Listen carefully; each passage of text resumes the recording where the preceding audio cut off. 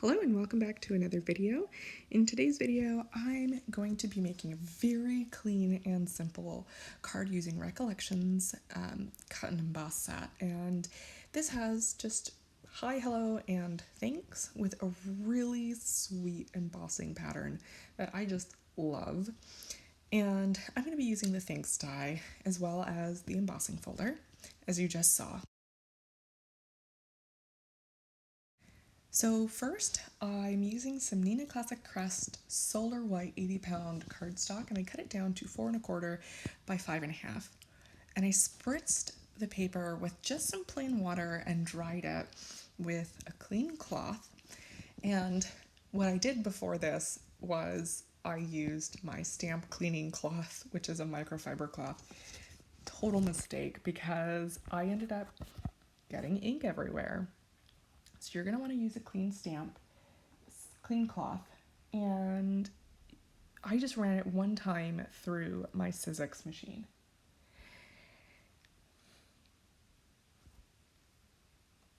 And then, because I didn't like the fact that there were some sides to it, came out a little bit off. There were some sides to it, or you can see the pattern clearly ended.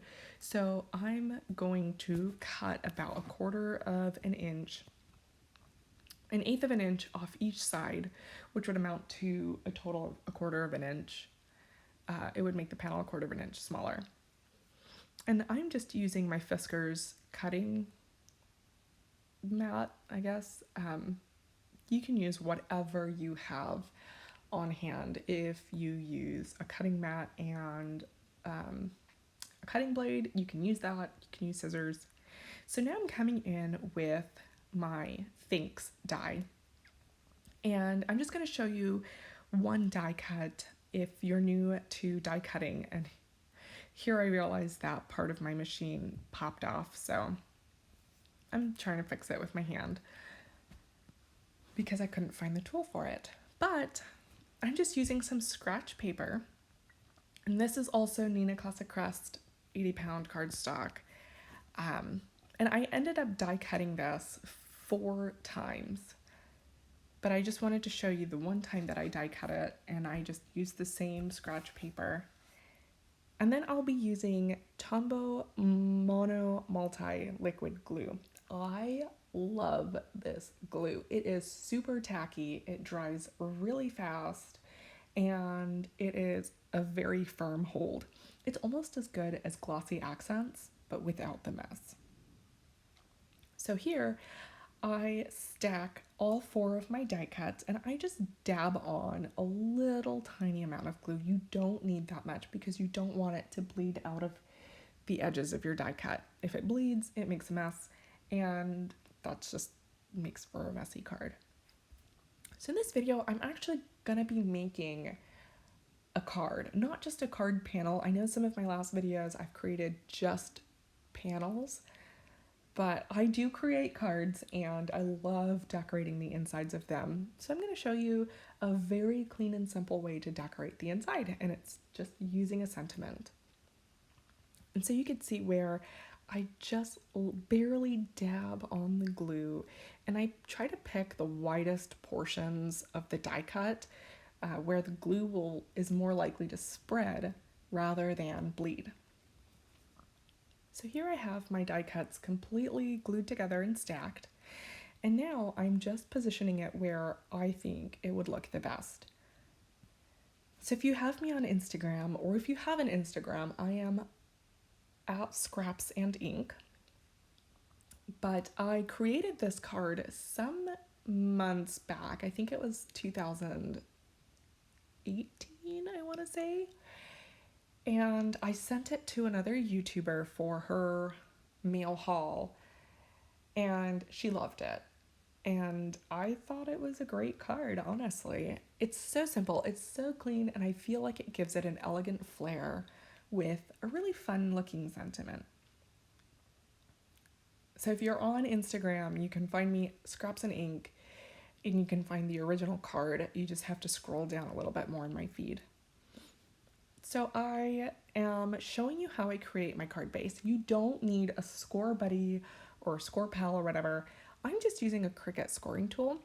You can use the tip of a mechanical pencil as long as you take away, you just push in the lead. You can use anything moderately dull but still kind of pointy, if that makes sense. And so I used washi tape to close the card base because it was it popped up a little bit. And I'm using Tombow tape adhesive.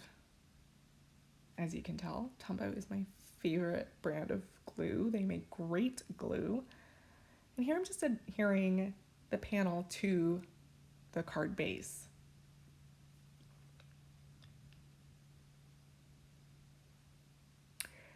And then I'm going to add some texture more texture with the Faber-Castell, I don't know if you could tell me how to pronounce it, Faber-Castell little gems.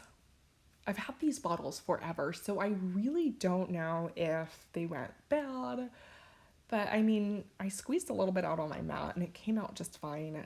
Some of the gems that I added came out a little bit warped, and you'll see that at the end. So this is where I decided last minute, before I add my gems, I'm going to stamp my sentiment.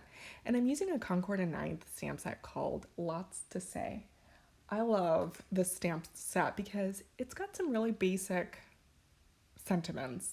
Stuff like, so sorry, hello, just because, and things that you just want to say, but not every stamp set has it. Like, you're the best ever. You deserve all the good stuff.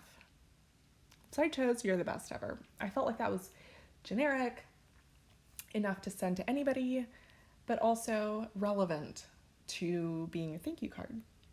And then I stamped that using a Simon & Tense black ink pad, and here I am adding my gems. And that pretty much wraps up the card. It's tone on tone, clean and simple, and it's so easy, and you don't need that many tools.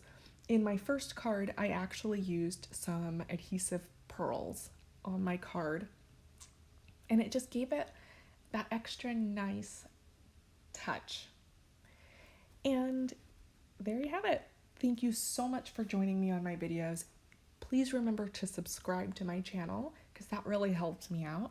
And if you are on Instagram, follow me there. I love hearing from you guys. And yeah, join me in the next video where I make another card. And stay tuned for my Christmas card series. It is coming. It probably won't be longer than a couple of days, maybe a 5 card series. We'll see. Thank you so much for joining me, and I hope you have a great day. Bye.